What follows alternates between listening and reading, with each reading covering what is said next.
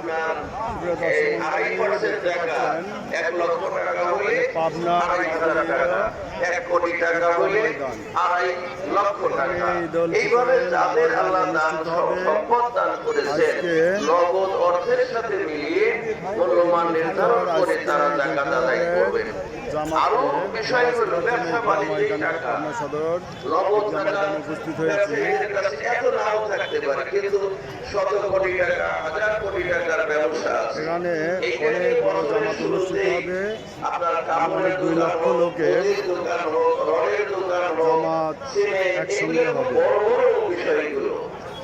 তারপরে এগুলোকে বছরের শুরুতে একটা ইনভেস্টের সময় হিসাব রাখলেন যে আমরা মুসলিমরা যাকাত দিয়েই থাকি, এই রমজানের নজরুল ধরুন, তাহলে দেখা যাবে আগামী বছরে আপনার প্রফিট কত হয়েছে বা লস হয়েছে, এই মূল্যমানের উপর হিসাব করে মোটামুটি যাকাত দেওয়া যাবে। এবং বছরের মাঝে যদি লাভ হয় খুব বেশি পরিমাণ সমাহিত করা হয়।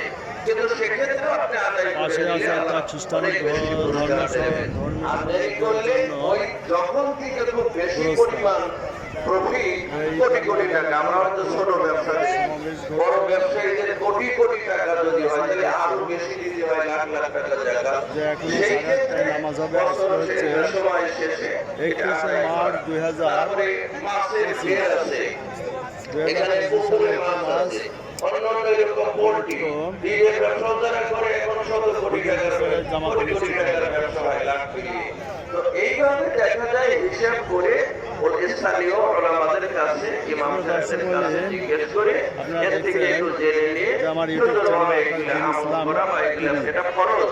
চ্যানেলটা যদি ভালো লাগে, ভিডিওটি ভালো লাগলে চ্যানেলটি সাবস্ক্রাইব করবেন এবং লাইক শেয়ার করে চ্যানেলটি প্রমোট করবেন। আল্লাহ পাক আমাদেরকে সম্পদ দান করেছেন, এই সম্পদের যথাযথ ব্যবহারের জন্য আমরা গরিব দুস্থ মানুষকে দিয়ে আজকের এই ঈদুল ফিতরের দিনে আমরা সুবিধাটা ভোগ করতে পারি, সুবিধাটা ভোগ করতে পারি।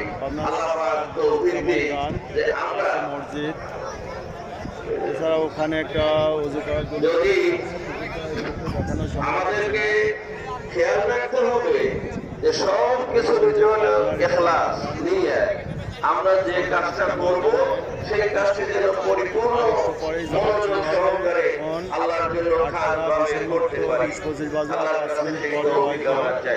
জামাত শুরু হয়ে বলে আমার এই পর্যায়ের আলোচনা শেষ করি।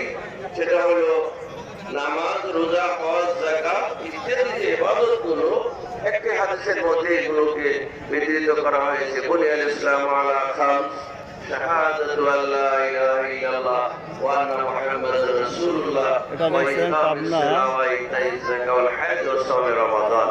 সুতরাং মৌলিক পাঁচটি ইবাদত ঈমান সহ যে হজ, যাকাত, রোজা, নামাজ পড়বে এবং নামাজ, এই যে আমরা পালন করি নিয়মিতভাবে, আল্লাহ যদি অনিয়মিত আমরা থাকি তাদেরকে যেন আল্লাহ নিয়মিতভাবে আদায় করার তৌফিক দান করুন। এবং আপনারা গরিব মিসকিনকে যেখানে শেষ করছি, যারা আমার এখানে ভিডিও দেখতে আসেন এবং এই যে চ্যানেলটা প্রমোট করবেন এবং চ্যানেলটা সাবস্ক্রাইব করে পাশে থাকবেন। ধন্যবাদ। দোয়া করবো, খুব শুনবো, এগুলোর